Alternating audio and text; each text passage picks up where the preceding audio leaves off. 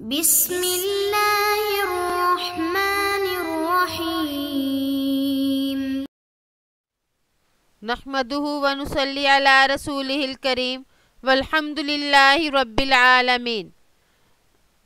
عن ابی کریمہ مقدام بن معدی کرب رضی اللہ عنہ قال سمعت رسول اللہ صلی اللہ علیہ وسلم یقول ما ملأ آدمی وعاء شرا من بطن بحسب ابن آدم أكلات يقمن صلبه فإن كان لا محالة فثلث لطعامه وثلث لشرابه وثلث للبسه رواہ الترمذی وقال حدیث حسن اکلات ای لقم۔ حضرت ابو کریمہ مقدام بن معدی کرب رضی اللہ عنہ سے روایت ہے کہ میں نے رسول اللہ صلی اللہ علیہ وسلم سے سنا ہے، فرماتے تھے کہ آدمی کسی برتن کو نہیں بھرتا جو پیٹ کے برتن سے برا ہو۔ انسان کے لیے چند لقمے کفایت کر سکتے ہیں جو اس کی پیٹھ کو سیدھا رکھ سکتے ہیں، لیکن اگر زیادہ کھانا ضروری ہے تو پیٹ کا 1/3 کھانے کے لیے، 1/3 پینے کے لیے اور 1/3 سانس کے لیے۔ ترمذی۔ یہ حدیث حسن ہے۔ اکلات ای لقم یعنی چند لقمے۔ آپ صلی اللہ علیہ وسلم نے اس حدیث میں پیٹ کو بدترین برتن کہا، تو علماء فرماتے ہیں کہ اس حدیث میں پیٹ کو برتن کے ساتھ تشبیہ دی گئی جس میں کوئی چیز رکھی جائے۔ اسی طرح پیٹ میں کھانا رکھا جاتا ہے، اس میں صرف اتنا کھانا رکھا جائے جس سے جسمانی توانائی باقی رہے، اور اگر ضرورت سے زیادہ اس کو بھر لیا جائے گا تو اس کا اصل مقصد فوت ہو جائے گا، پھر اس کی وجہ سے ایسی برائیاں اور خرابیاں پیدا ہوں گی جو دنیا اور دین دونوں کو نقصان پہنچائیں گی۔ اس اعتبار سے پیٹ کو سب سے برا برتن کہا گیا۔ تو فرمایا کہ کم کھانا جو ہے، آپ صلی اللہ علیہ وسلم نے کئی جگہ پر کم کھانے کی فضیلت کو بیان کیا کہ انسان کم کھائے، جیسے کہ یہاں پہ کہا کہ انسان کے پیٹ کے لیے تو چند لقمے ہی کافی ہیں۔ تو پھر فرمایا کہ اگر کوئی زیادہ بھی کھائے تو زیادہ کی یہ صورت ہو کہ اپنے پیٹ کے بھوک کو 3 حصوں میں تقسیم کر دیا جائے، یعنی 1 کھانے کے لیے، 1 پینے کے لیے اور 1 حصہ سانس کے لیے چھوڑ دیا جائے۔ یعنی اگر زیادہ بھی کھانا ہے تو اتنا پیٹ بھر کے نہ کھایا جائے کہ بعد میں سانس لینے میں بھی دشواری ہو۔ اس طرح کا کھانا جو ہے یہ بہتر نہیں ہے، اس سے انسان اپنے جسمانی صحت کا بھی نقصان کرتا ہے اور اپنی روحانی کا بھی۔ وعن ابی امامہ ایاس بن ثعلبہ الانصاری الحارثی رضی اللہ عنہ قال ذکر اصحاب رسول اللہ صلی اللہ علیہ وسلم یوما عنده الدنیا فقال رسول اللہ صلی اللہ علیہ وسلم الا تسمعون الا تسمعون ان البزازة من الایمان ان البزازة من الایمان یعنی التکہل۔ رواہ ابو داود۔ حضرت ابو امامہ ایاس بن ثعلبہ انصاری رضی اللہ عنہ سے روایت ہے کہ آپ کے صحابہ نے ایک دن آپ صلی اللہ علیہ وسلم کے سامنے دنیا کا ذکر کیا تو آپ نے فرمایا کیا تم سنتے نہیں کہ عیش و عشرت کو چھوڑ کر زاہدانہ زندگی بسر کرنا ایمان میں سے ہے۔ یقیناً سادگی ایمان کا حصہ ہے۔ اس سے مراد آپ کی تکلفات اور زیب و زینت کی چیزوں کا ترک ہے۔ بزازہ با اور زال کے ساتھ اس کا معنی ہے انسان کی ظاہری حالت کا اچھا نہ ہونا اور عمدہ اور قیمتی پوشاک سے اجتناب کرنا۔ تکہل قاف اور ہا کے ساتھ اہل لغت کے نزدیک مکاہل وہ شخص ہے جس کی جلد روکھی سوکھی کھانے اور عیش اور راحت کی زندگی سے گریز کی وجہ سے جھریوں والی خشک ہو جائے۔ آپ صلی اللہ علیہ وسلم نے 3 مرتبہ فرمایا الا تسمعون۔ آپ صلی اللہ علیہ وسلم نے یہ جملہ مکرر فرمایا، تو اس سے آپ کی غرض یہ تھی کہ پوری کی پوری توجہ کے ساتھ اس بات کو سنا جائے کہ ان البزازة من الایمان یعنی سادگی ایمان کا حصہ ہے۔ مطلب یہ کہ آدمی ہر معاملے میں سادگی کو اختیار کرے، جتنا دنیا کے تکلفات میں پڑے گا اتنا ہی تیاری سے غافل ہو جائے گا۔ اور سادگی کا مطلب یہ ہرگز نہیں کہ انسان میلا کچیلا رہے، بلکہ سادگی میں یہ مراد ہے کہ انسان بہت زیادہ عیش و عشرت والا اور بہت پرتکلف لباس، پرتکلف کھانا، یعنی یہ چیزیں نہ ہوں۔ یعنی سادگی کا مطلب یہ نہیں کہ آدمی صفائی سے ہی گریز کرے، کیونکہ صفائی تو خود مطلوب اور نصف ایمان ہے۔ آدمی اپنے شرعی حدود کے اندر رہ کر دنیاوی چیزوں سے فائدہ اٹھا سکتا ہے، مگر ان دنیاوی چیزوں میں الجھ کر وہ آخرت کو بھول جائے، اس کی ممانعت فرمائی جا رہی ہے۔ وَأَنْ أَبِي عَبْدِ اللَّهِ جابر بن عبد اللہ رضی اللہ عنہما قال بعثنا رسول اللہ صلی اللہ علیہ وسلم وأمر علينا أبا عبيدة رضي الله عنه نتلقى عيرا لقريش وزودنا جرابا من تمر لم يجد لنا غيره فكان أبو عبيدة يعطينا تمرة فقيل حضرت ابو عبیدہ جابر بن عبداللہ رضی اللہ عنہ روایت کرتے ہیں کہ آپ صلی اللہ علیہ وسلم نے ہمیں بھیجا اور حضرت ابو عبیدہ رضی اللہ تعالیٰ عنہ کو ہمارا امیر بنایا کہ ہم قریش کے ایک قافلے کا تعاقب کریں، اور زیادہ راہ کے طور پر آپ صلی اللہ علیہ وسلم نے کھجور کا ایک تھیلا ہمیں دیا۔ اس کے علاوہ آپ صلی اللہ علیہ وسلم کو کچھ اور میسر نہیں تھا۔ بس حضرت ابو عبیدہ رضی اللہ تعالیٰ عنہ ہمیں ایک ایک کھجور دیتے۔ فقیلا تو ان سے پوچھا گیا کیف کنتم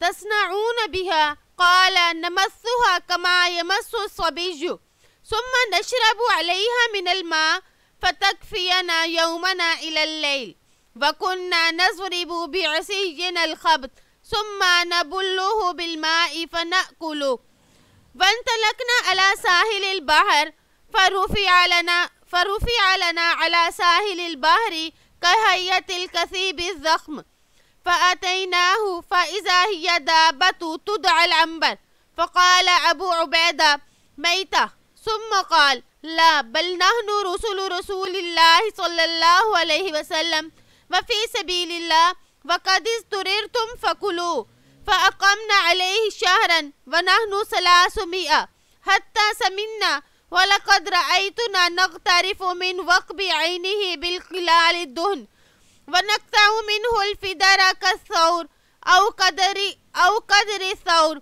ولقد أخذ منا أبو عبيدة 13 ان سے پوچھا گیا کہ آپ لوگ اس پر کیسے گزارا کرتے تھے؟ انہوں نے فرمایا ہم اسے اس طرح چوستے جیسے بچہ چوستا ہے، پھر اس پر ہم پانی پی لیتے، بس ہمیں پورے دن اور رات تک کافی ہو جاتا، اور ہم اپنی لاٹھیوں سے درختوں کے پتے جھاڑتے، پھر انہیں پانی میں تر کرتے اور کھا لیتے۔ راوی بیان کرتے ہیں ہم سمندر کے ساحل پر چلے تو ہمارے سامنے ساحل سمندر پر ریت کے بڑے ٹیلے کی طرح ایک چیز بلند ہوئی۔ ہم اس کے پاس آئے تو دیکھا کہ ایک بڑا جانور ہے جسے عنبر کے نام سے پکارا جاتا تھا۔ حضرت ابو عبیدہ رضی اللہ تعالیٰ عنہ نے فرمایا یہ مردار ہے، پھر فرمایا نہیں بلکہ ہم تو رسول اللہ صلی اللہ علیہ وسلم کے قاصد ہیں، اللہ کے راستے میں نکلے ہوئے ہیں، تم اضطرار کی حالت میں ہو اس لیے کھاؤ۔ بس 1 مہینہ ہم نے اسی کے گوشت پر گزارا کیا اور ہم 300 افراد تھے، یہاں تک کہ ہم فربا ہو گئے، اور ہمارا یہ حال تھا کہ ہم اس جانور کی آنکھ کے گڑھے سے تیل کے گھڑے نکالتے اور اس سے بیل کے مثل یا بیل کے بقدر ٹکڑے کاٹتے۔ اور حضرت ابو عبیدہ رضی اللہ عنہ نے ہم میں سے 13 رجلاً فأقعدهم في وقب عيني فأخذ ضلعا من أضلاعه فأقامها ثم رحل أعظم بعير معنا فمر من تحتها وتزودنا من لحمه وشائك فلما قدمنا المدينة أتينا رسول الله صلى الله عليه وسلم فذكرنا ذلك له فقال هو رزق أخرجه الله لكم فهل معكم من لحمه شيء فتطعمون فأرسلنا إلى رسول الله صلى الله عليه وسلم منه فأكله رواہ مسلم۔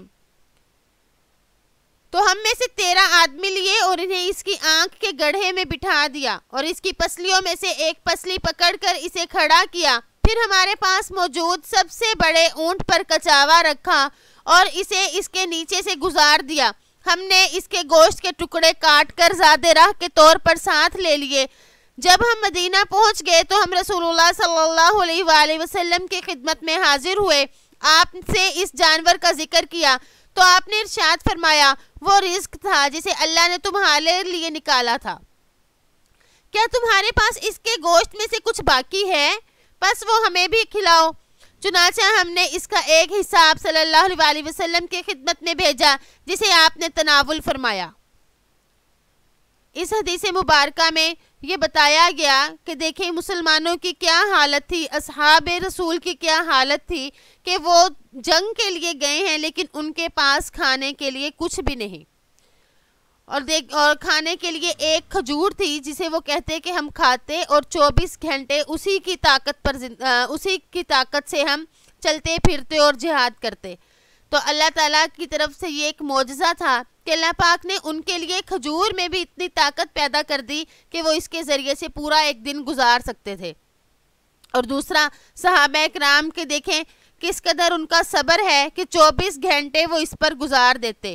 اللہ تعالیٰ نے تو بے شک ان کے لیے بھوک پر صبر کرنا جو ہے اور ان کے لیے اس کو آسان کر دیا، ان کو طاقت عطا فرمائی، لیکن پھر بھی اور وہ اس کے پتے کھاتے تھے، اور پتوں کے کھانے کی وجہ سے وہ فرماتے ہیں کہ ہمارے منہ بھی زخمی ہو گئے، یعنی ہمارے ہونٹ منہ وغیرہ وہ پتوں کے چبانے کی وجہ سے۔ پھر اللہ پاک نے ان کو کیسا پیارا بدلہ دیا کہ اللہ تعالیٰ نے ایک عنبر مچھلی جو ہے وہ ان کے لیے نکال دی، اور وہ مچھلی کا سائز کس قدر بڑا تھا، آپ نے حدیث میں پڑھا کہ کتنی وہ بڑی تھی کہ اس کے وہ جو ٹکڑے کاٹتے تھے وہ ایک ایک بیل جتنے اس کے ٹکڑے کاٹ کاٹ کے اپنے پاس محفوظ کر رہے تھے، اور وہ مچھلی کو پورا مہینہ کھاتے رہے۔ اس میں فرمایا فَقَمْنَ عَلَيْهِ شَهْرًا، یعنی وہاں ہم ایک مہینہ رہے۔ حدیث میں ایک مہینے کا ذکر ہے، لیکن بعض روایات میں 18 دن اور بعض روایات میں 15 دن کھانے کا ذکر بھی آتا ہے۔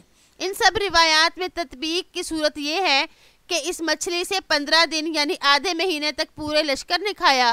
اس کے بعد لشکر میں سے کچھ لوگوں نے 18 اور کچھ لوگوں نے پورے ایک مہینے تک کھاتے رہے، یعنی اس سے فائدہ اٹھاتے رہے۔ تو اس میں صحابہ اکرام کی ایک کرامت بھی معلوم ہوتی ہے کہ 300 افراد نے ایک مہینے تک کھایا مگر وہ مچھلی ختم نہیں ہوئی۔ تو آپ صلی اللہ علیہ وسلم سے جب فرمایا تو آپ نے فرمایا کہ اللہ تعالیٰ نے یہ تمہارے لیے نازل فرمائی، یعنی تمہارے لیے ایک تحفہ دیا کہ تم نے اتنا صبر کیا تو اللہ پاک نے تمہیں تحفے کے طور پر یہ مچھلی دی۔ الجراب وعاء من جلد معروف وهو بكسر الجيم وفتحها والكسر افصح قوله نمسها بفتح الميم والقبة ورق شجر معروف تأكله الإبل والكثيب الطل من الرمل والوقب بفتح الواو وإسكان القاف وبعدها باء موحدة وهو نقرة العين والقلال الجرار والفدر بكسر الفاء وفتح الدال القطع رحل البعير بتخفيف الهاء جعل عليه الرحل والوشائق بالشين المعجمة والقاف اللحم الذي قطع ليقدد والله عالم۔